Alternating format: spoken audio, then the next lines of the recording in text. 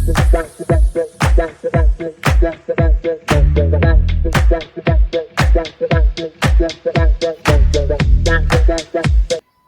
Morning friends, શાલાકીય તંત્ર lecture સિરીઝની અંદર આપનું હાર્દિક સ્વાગત છે. હું છું મયંક પટેલ. નેક્સ્ટ લેક્ચર છે દુષ્ટ પ્રતિશ્યાય. તો દુષ્ટ એટલે શું?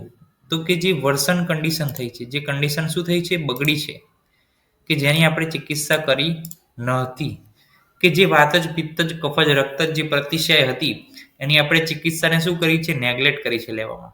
નેગ્લેક્ટિંગ ટ્રીટમેન્ટનો એક ઓર્ડર જોવા મળ્યો છે પેશન્ટ તરફથી. તો તેને વર્સન કન્ડિશન થશે અને એને શું કહેવાય છે, દુષ્ટ પ્રતિશ્યાય કહેવામાં આવે છે. તે એક પ્રતિશ્યાયનો શું છે, ઉપદ્રવ છે, એટલે એક પ્રકારનું કોમ્પ્લિકેશન છે કે જે પ્રતિશ્યાયની ટ્રીટમેન્ટ કોઈ હોય એ ના લઈએ તો જે એક પ્રકારનું કોમ્પ્લિકેશન પ્રોડ્યુસ થાય છે એને શું કહેવામાં આવે છે, દુષ્ટ પ્રતિશ્યાય.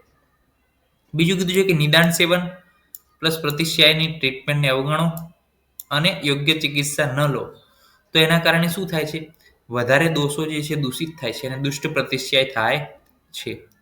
સર્વ એવ પ્રતિશ્યાયા નરસ્ય અપ્રતિકારિણઃ કફેન રોગ જનનાનામ જાયંતે દુષ્ટ પીનસા. એટલે કે સર્વ એવ પ્રતિશ્યાય એટલે કે બધી જ પ્રતિશ્યાયને નરસ્ય એટલે કે માણસ એટલે કે હ્યુમન બીંગ્સ જ્યારે અપ્રતિકાર એટલે કંઈક આપણે ધ્યાન ના આપીએ, કોઈક આપણને બોલાવે ને આપણે એની તરફ જોઈએ એને શું કહેવાય, પ્રતિકાર આપવો કહેવાય.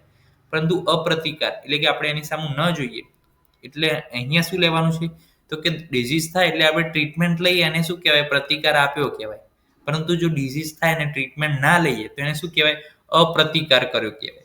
તો સર્વ એવ પ્રતિશ્યાયા એટલે કે બધી જ જે છે પ્રતિશ્યાયની અંદર નરસ્ય એટલે કે હ્યુમન બીંગ્સ અપ્રતિકાર એટલે કે જ્યારે એની ટ્રીટમેન્ટ લેતો નથી ત્યારે શું થાય છે, કફેન રોગ જનનાનામ કફનો પ્રકોપ વધારે થવાના કારણે જે રોગ ઉત્પન્ન થાય છે અને વધારે જે કફ ઉત્પન્ન થાય છે એની શું કહેવાય છે, દુષ્ટ પીનસઃ અથવા તો દુષ્ટ પ્રતિશ્યાય તરીકે ઓળખવામાં આવે છે. તો આ જે સુશ્રુત ઉત્તર તંત્રની અંદર આનું વર્ણન કરેલું છે. સર્વ એવ પ્રતિશ્યાય નરસ્ય પ્રતિકારિણઃ કફેન રોગ જનનાનામ જાયંતે દુષ્ટ પીનસા. ડેફિનેશન શું છે સુશ્રુત આચાર્ય અનુસાર? તો ડેફિનેશનની અંદર કીધું છે કે પ્રક્લિદ્યતિ પુનર્નાશઃ પુનશ્ચ પરિશુષ્યતિ. એટલે કે પ્રક્લિદ્યતિ ક્લેદન ક્લિદ્યતિ પરથી ક્લેદન શબ્દ. તો કે કેટલીક વાર નાક કેવું હોય છે, ક્લિદ્યતિ ક્લેદન યુક્ત એટલે કે સ્નિગ્ધ હોય છે, મોઇસ્ટ હોય છે નાક. અને પુનર્નાશઃ પુનશ્ચ પરિશુષ્યતિ અને કેટલીક વાર શું થાય છે, સુકાઈ જાય છે નાક. મુહુર આનહ્યતે ચાપી મુહુર વિવ્રહ્યતે તથા. આનહ્યતે એટલે શું છે, આનાહનો મતલબ આપણે જોયું હતું કે ડિસ્ટેન્શન ઓફ ધ એબ્ડોમિન. પરંતુ અહીંયા આનાહનો મતલબ શું લેવાનો છે, ડિસ્ટેન્શન ઓફ ધ નાઝલ સેપ્ટમ, ડિસ્ટેન્શન ઓફ ધ મિકોઝા.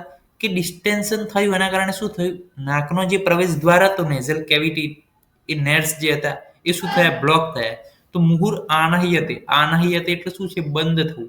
ચા આપી મુહુર વિવ્રિયતે તથા અને કેટલીક વાર શું થાય છે, નાક ખુલી જાય છે.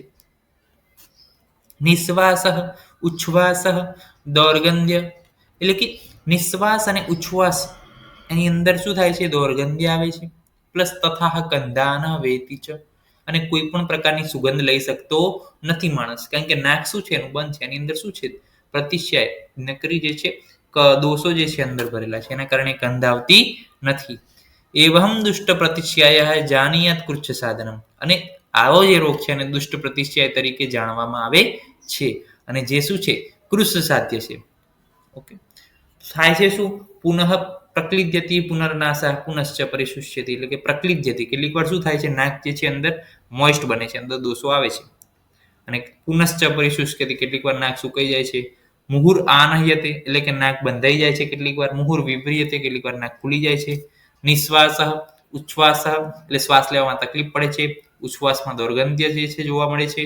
તથા કંદ ન વેતી છે, કંદ અનુભવતા નથી. આપણને ખબર છે કે શરદી થાય એટલે આપણને કોઈ સુગંધ આવતી નથી. એવમ દુષ્ટ પ્રતિશ્યાય જાનીયાત કૃચ્છ સાધનમ. અને આવી જે દુષ્ટ પ્રતિશ્યાય જે છે આને કહેવામાં આવે છે અને એ શું છે, કૃચ્છ સાધ્ય રોગ છે.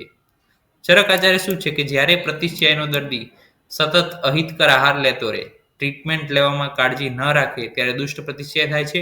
નાસા સ્ત્રોતોની અંદર અવરોધ થાય, નાસા પાક થાય, નાસા શોષ થાય અને પરિસ્રાવ જોવા મળે છે.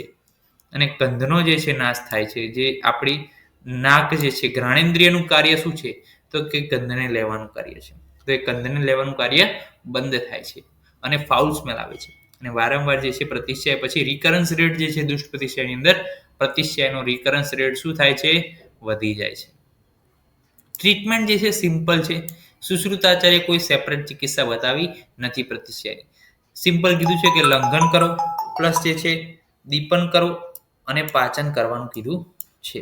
અને વાઘભટ્ટાચાર્ય શું કીધું છે? તો કે સ્નેહપાન કરો, ઘી, ત્રિકટુ, ચિત્રક, વિડંગ, મધ અને ભૂખ લાગે ત્યારે માંસરસ ઓફ જંગલ પાણીનો માંસરસ પીવાનું કીધો છે. થેન્ક યુ સો મચ દોસ્તો. જય હિન્દ, જય આયુર્વેદ, જય ધન્વંતરી. નમસ્કાર.